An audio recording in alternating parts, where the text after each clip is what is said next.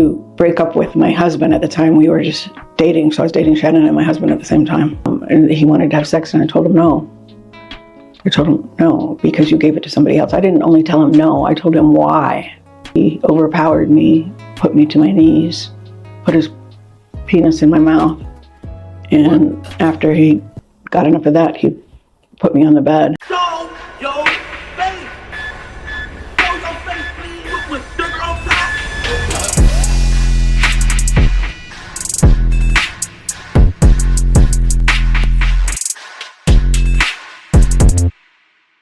Okay, listen, y'all, before we get into the video, right? I know it's easy to point the finger at someone, and when something negative is going on about them, it's easy to join the bandwagon and just accuse someone and be entertained by the controversy. But sometimes we just have to sit back, take a step back, and really analyze what we're being told for a minute and come to our own conclusion rather than just seeing what's in the media and think it's true because the headline has big font and colored letters. Now, the reason I'm saying that is because do I think there's some weird stuff that go on in the entertainment industry? Absolutely. But what I do have a problem with is the fact that there seems to be a pattern going on that I've noticed, and call us conspiracy theorists or whatever, I've accepted it at this point because the ones that get it, the ones that don't, are the same for you. But I say that because if you pay attention, it seemed like every time certain celebs hit a certain level, we loved them prior, but then suddenly some type of accusation comes out and then boom, the world hates them.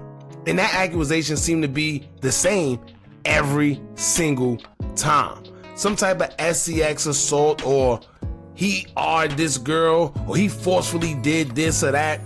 So let me get this straight. You mean to tell me all these dudes are just out there taking Uchi, right? Then when you see the woman accusing the guys, it's like, come on. Come on. And not only that, right? It's always African-American celebs in particular. They're being accused left and right of SEX allegations and without any proof, just mere social media posts and accusations, and we believe it. And like I said, it's like once these guys hit a certain level, it happens every single time. I don't know if it's some type of humiliation ritual, some type of situation where guys are offered a certain advance and they don't want to take it, so it's consequences that come behind it. I don't know. But what I do know is something ain't right, and I just want you guys to know to have a clear mind when it comes to all these allegations instead of just letting stuff fly. Perfect example, right? On social media, everyone mentions these quote-unquote Diddy parties whenever they make a reference to something funny going on. Terrence Howard just said it during the interview, and I find it funny because as another African-American man who claims to speak up for their people and expose the higher-ups, why just mention Diddy? Why not mention the other guys higher than Diddy who have them Hollywood parties? Why not expose them? Why not expose the same guys that taught Diddy the ropes? Because one thing's for sure, two things for certain. This has been going on way before Diddy and will continue after him. On top of that, if Diddy did what they say he did, there's a reason he was able to succeed for so long. You know why? Because he isn't the only one. But that's another story for another day. Moral of the story is, y'all, be aware of the foolishness that go on and don't just feed into these accusations blindly. Do your own discernment, and if you feel he or she is guilty, then cool. But don't just feed into these situations going off of what you see on the media. Malcolm X said America has one of the worst weapons there is. It's not a firearm or a bomb, it's the media. Because it has the ability to make a guilty man look innocent and an innocent man look guilty. And this was back in his day, so just think about how it advanced. So anyway, here we have yet another Shannon Sharpe accuser that came forward. It's funny how these guys have a bunch of accusers who come out the woodworks years, sometimes even decades later. They claim they was art in the 90s or the 80s, and next thing you know, they're coming forward. But where were you before Club Shay Shay? Where were you before his podcast started getting millions of views and generating a lot of money? He'd been arguing with Skip Bayless and them for the longest. Where were you? Then she says, well, he told me to leave my husband. Well, okay. And you did it? Right? You know how much guys wish a girl they want would leave their man? I just don't think any women are that stupid to do so, though. But anyway, I go on forever. Let's just get into what she had to say. She was asked about, why is she coming forward so late? And of course, she had a rebuttal, whatever the case may be. Make sure you hit that thumbs up button so we can get this video into the algorithm. And if you're not subscribed to the platform already, make sure you do so now. Let's get into it. To break up with my husband at the time we were just dating. So I was dating Shannon and my husband at the same time. You hear that? Now she's about to make it seem like it's Shannon Sharpe's fault that he wanted her to break up with her husband, and instead she decided to mess with both of them at the same time. I guess we just gonna look past that, right? And she's, look at her face. She's sitting there acting like she's a victim behind something she did, right? Oh, well, he told me to leave my husband, so instead I started dating them both. Wow. Shannon asked me to break up with my husband, and I don't recall for sure, but I think I did. And so, it's like, wait a minute, you want me to be with just you, but you want to move somebody into your house and not even tell me? So that's what it stemmed from. So, I don't know. She said that's where it stemmed from. I don't know if she's referring to whatever happened between them, but of course. See, this is why these things just they don't make sense. Because at the end of the day, yes, I think every man will want his cake and eat it too, unfortunately, right? Some people may agree with it, some people may not. But it's up to you as the woman to say, all right, hold up. What are you doing, right? You want me to break up with my husband and come live with you, but we're not together and you have another woman, whatever it is. Of course. A man gonna want his cake and eat it too, but it's up to you on whether you want to do it or not. But if you do it, then it's on you. He's not a faithful person, so I wasn't going to be faithful to a non-faithful person. It just doesn't work that way. Not for me anyway. Can you tell us just broadly, I know it's probably painful to relive this situation, but can you tell us generally what happened that day? It was fighting, and usually we fought on the phone and not in person. So it was the biggest argument that we ever got in. I'm gonna tell y'all right now, right? Before it even happened, this is my first time seeing this clip. I guarantee you, at some point in time, you're gonna see crocodile tears. I guarantee you. Why? And here you go. He was controlling, he was domineering, he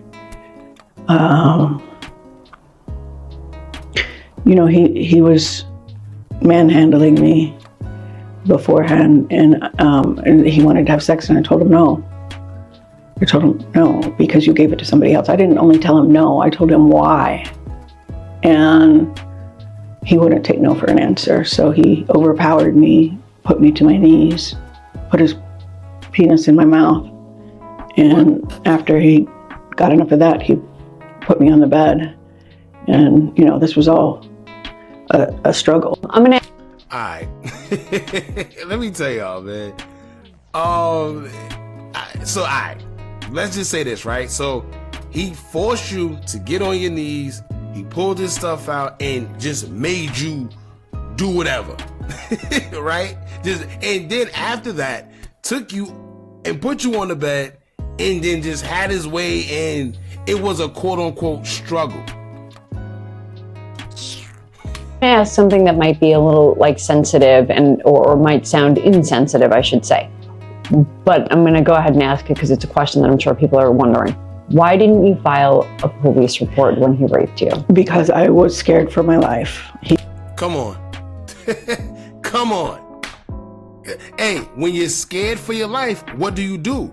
You file a police report, because those are the people that can help you. You don't stay silent. If you're afraid for your life, the police job is to protect your life. If you don't tell the police anything, they can't protect your life. So you mean to tell me that you rather just stay there with your life unprotected because you are afraid for your life instead of notifying the police? Right? Anyway, now also, where's the R kit? Where's the R kit at? Where's the kit when you go to the hospital because this happened to you? Did you even go to the... Matter of fact, hold on, let's finish. He said he would use it. Everybody he knows, and he knows lots of police officers. So I didn't know, that if I went down there, that would be one of the people that he knows. You know, Atlanta has a problem with corruption down there. And I was too scared to go to the police. Now, first and foremost, we do know that it's not just Atlanta, it's Chicago. I want to say Baltimore. There's a lot of places that do have a lot of corruption within their police force. But you mean to tell me that because of corruption, and it's funny because whenever we say things like that, people swear we are conspiracy theorists. Oh, this don't happen. There's no corruption. Yes, it is. But it's funny because now she's using it to her advantage, and I'm pretty sure people are going to believe it. But you still mean to tell me the reason you didn't go to the police is because in Atlanta it's corrupted? Right? Because when this happens, you're in a trauma mindset. You're not in a, you know, every day you and I are talking here like, oh, okay, well, maybe I should do that. No, you're like fear for your life. You're traumatized. You're not thinking straight. You're having anxiety and panic attacks. And I was worried that he would, get a hold of this police officer, and who knows what would happen. And so it was just a decision, and it's a decision a lot of rape victims make, to not go to the police. They always say the woman is crazy. See, I hate that. You know why? Because this is very manipulative. If y'all remember, right? What's that girl that accused Diddy? And come to find out she was lying. She was doing exactly the same thing. You know what they're doing? They're using real trauma from real victims in their little, whatever their narrative that they're trying to push. They're using real victims and real trauma from their stories and saying, our victims, nobody ever believes us because we don't go to the police. You see the manipulation tactic in that? That's what good liars do. They know how to lie and tell a little bit of truth and manipulate to get their point across. Because what's going to happen is somebody that is really a victim, they're going to feel for her because they're like, well, you know what? It really happened to me and I didn't go to the police, or I didn't do. You do have women that don't sometimes. But you mean to tell me you come out years late, decades, whatever it is later, and now you're doing all type of interviews and get.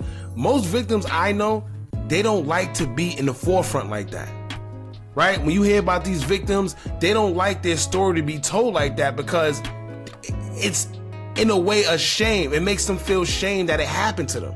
A lot of these quote unquote victims, they get in these interviews, they talk, they want money, they file civil suits and, not criminal suits. It doesn't make sense. Now, once again, I'm not saying that it did. All I'm saying is something ain't right. Right? Something ain't right. Hey, I might be at this point after everything I've dealt with. All right. We met in actually the press room at the Broncos, April of 2002. And we dated until the 2010 incident. And then it came to abrupt end because I wanted, we were arguing and he was threatening me and stuff like that after, but I didn't see him again after he me. So I had said no, and I said no even though I was thinking that. And so it was the hardest. Yeah, this is too hard. Alright, anyway, let me tell y'all something, man. When it comes, y'all gotta be careful, like I said, with what y'all believe. Take it for what it's worth. I'm not here to sway you in no way, shape, or form. I'm just telling you how I personally feel. Something ain't right, something don't sound right. And this, like I said, it seems to be a pattern amongst a certain group of celebrities. Everybody love them at a point in time. Next thing you know, I don't know, out of nowhere, some dirt just come out of nowhere, and then boom, everybody hate them. And it seems to be the same allegations. Time after time after time. Like I said, you mean to tell me all these rich guys, instead of just deciding to pay for, them services, they rather take it from you, right? There's a million girls out there selling what, but they rather risk their freedom, risk what they got on the line, risk their career, risk everything to take something from you, right? And this happened allegedly in 2010. You're just coming out in 2025. What is that? 15 years, I think. So what made you come out now? What made you come out now? right? And after you tell a story, what's your goal? That's what we gotta start. These are the questions. What was your goal coming to the media about this story? Right? Because it just seemed at this point, I don't know whether it's monetary gains. Because even before with the other girl, all these allegations are weird. It's like the first accuser claimed he yelled at her and the firearm was near and she was scared. Or he told me when to come to his house and he controlled my time. He was verbally abusive. He was very demanding, things like that. None of which claimed that he really forcefully did. You see what I'm saying? And I personally think they realized that people weren't paying attention to the first woman because no one was kind of buying her story. And she was represented by Tony Busby out of all people. So you know what they said? We gotta turn it up a notch. Here goes another victim. Right? Now, before we get out of here, y'all, there's real victims out there. And I hate that there are real victims out there and they gotta be shaded by these fake allegations. Once again, I don't know if this is true. Let me just say that, because I don't want, there's real victims out there. I'm aware of that, right? I have family members that went through that. This is why I think it's annoying to me as much, because I feel they use that time after time after time, right? But like I said, we're gonna see what's up. He has an audio floating around of him yelling or whatever. To be honest with y'all, it just proves maybe he's into kinky thing. Maybe he is demanding. Maybe he is controlling. You got some women that like it, some women that don't. Who knows? Right? But I don't know, y'all. Y'all jump in the comments. Let me know what y'all think about all this. Y'all let me know how y'all feel about this whole situation with Shannon Sharpe. Is he guilty? Is he not? And that's the thing. See, that's the thing. These days, people are guilty until proven innocent instead of the other way around how it should be. Anyway, y'all jump in the comments. Let me know what y'all think about this. Don't forget to like, comment, share, and subscribe. Hit that bell so you're notified every time we drop new content. And remember, as long as you keep on watching, I'ma keep on dropping. And I'm out.